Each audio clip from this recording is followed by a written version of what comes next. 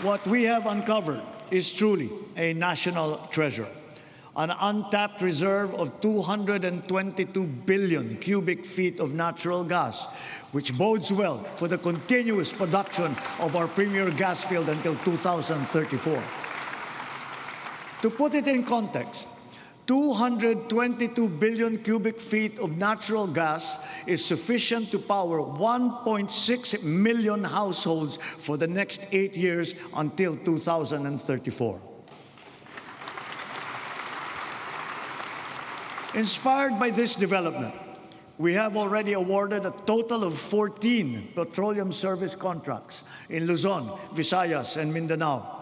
By far, this is the highest number of such contracts ever to be awarded during a single term of any president in our history.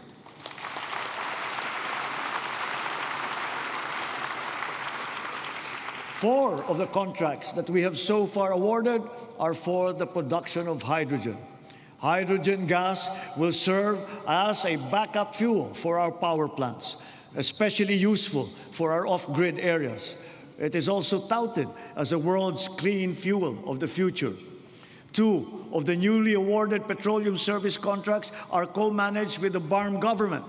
This is the first time in our political history. BARM is now firmly set to pursue its strategic vision of energy security and total electrification for and in the Bangsamoro region.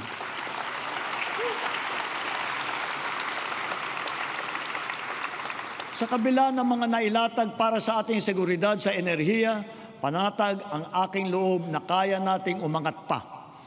We have begun to embark on the establishment of hydrogen power plants. Multiple projects are now in their pre-developmental stage in Marinduque, in Masbate, Zamboanga, Sibugay, Basilan, and other potential areas.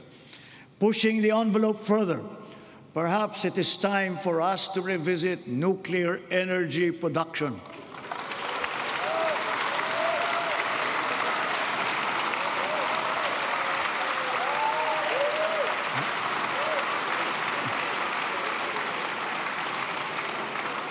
After all, we are already using nuclear energy in the fields of medicine, in agriculture, water filtration, and the upcycling of plastic. We are confident in its capacity to reinforce our energy security and to bring down the cost of electricity in our country. Titiyakin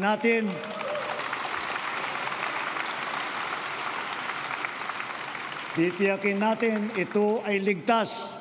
Titiyakin din natin may papaliwanag na mabuti sa publiko ang magandang dulot sa atin ng enerhiyang nuklear.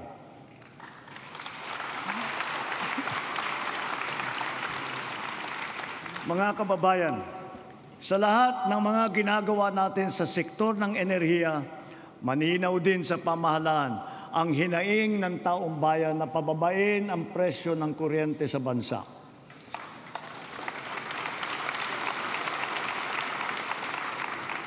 Unang-una, upang maging simple, madali at abot-kaya ang pagpapakabit ng solar panel at battery storage system sa kanilang mga bahay, hinihiling ko ang tulong ng Kongreso na maipasa na ang Sariling Kuryente Act.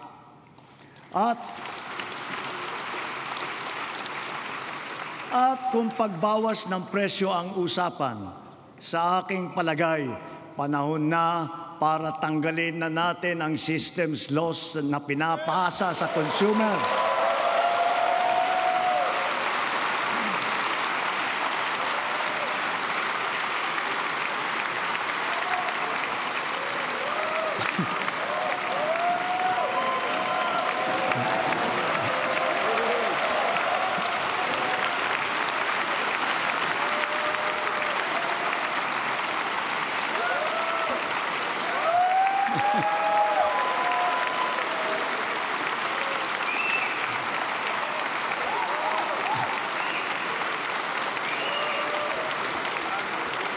Pinapasa ito sa consumer at kinakarga sa bill na pinapatungan pa ng value-added tax.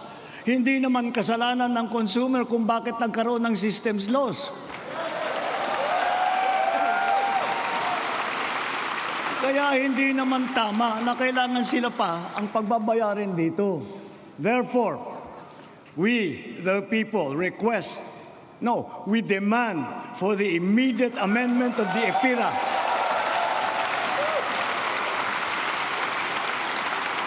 and to prohibit charging systems laws against consumers, including the value-added tax thereon.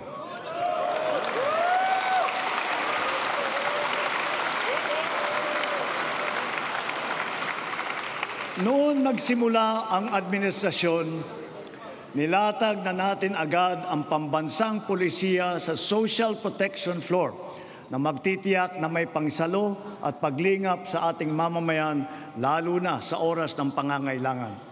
Kaya't nariyan ang DILIP at tupad ng DOLE at AIX at Risk Resiliency Program ng DSWD para magsilbing pantawid sa anumang krisis na pinagdadaanan sa pamamagitan ng pansamantalang hanap buhay o di kaya'y tulong pinansyal. Ngunit, mas mainam pa rin ang pangmatagalang seguridad ng makukuha mula sa matatag na trabaho. Maraming trabaho ang hatid ng ating lokal na industriya na patuloy natin pinalalakas.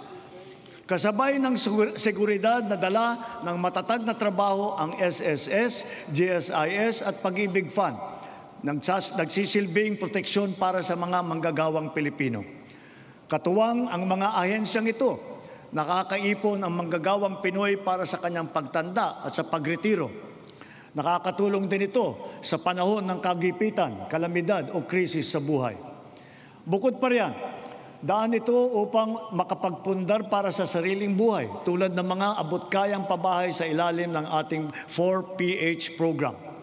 Nariyan ang DSUD at mga ahensyang kasapi sa sistema ng pabahay upang matupad ang pinapangarap ng natahanan ng Pilipino. Katuwang ang pribadong sektor at lokal na pamahalaan.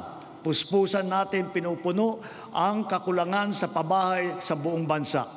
Ito ay ginagawa natin sa pamamagitan ng mga bagong komunidad, mga acquired asset ng Pag-ibig Fund, Community Mortgage Program, Resettlement, at pati na mga paupahan. Sa ating programang pabahay, higit 500,000 bahay ang ating naitayo na at napondohan. Kasama ang higit 100,000 bahay na naidagdag natin sa loob lamang ng isang taon sa ilalim ng pinalawig natin na 4PH program. Susi sa lahat ng ito ang magandang sistema ng pautang upang gawing mas abot kaya ang mga pabahay para sa mga Pilipino. Isa na rito ang Pag-ibig Fund. Ang kanyang 17 milyong miyembro ngayon ay patuloy pang dumadami. Kung kaya, ang pinupundar ng mga miyembro ay patuloy ding lumalago. Ngayon, itinaas natin sa 10 milyong piso ang limit sa pautang para sa pabahay. Halimbawa, dahil dito, ang mag-asawa na may mas kakayahang bumili ng pinapangarap nilang bahay para sa kanilang pamilya. Ngayon, halos 7 milyong OFW na ang nagkaroon ng insurance. Dahil dito, panatag tayo na ang mga OFW natin ay naaalagaan at natutulungan ng mabuti. Patuloy din na dumadami ang mga kasunduan natin sa ibang bansa para sa karagdagan oportunidad para sa hanap buhay. Napataas din natin ang minimum wage ng OFW natin na namamasukan bilang kasambahay. Para naman sa ating mga pensyonadong uniform personnel na nagsakripisyo para sa seguridad ng ating republika, itinaas natin simula ngayong taon ang nakukuha nilang pensyon at subsistence allowance.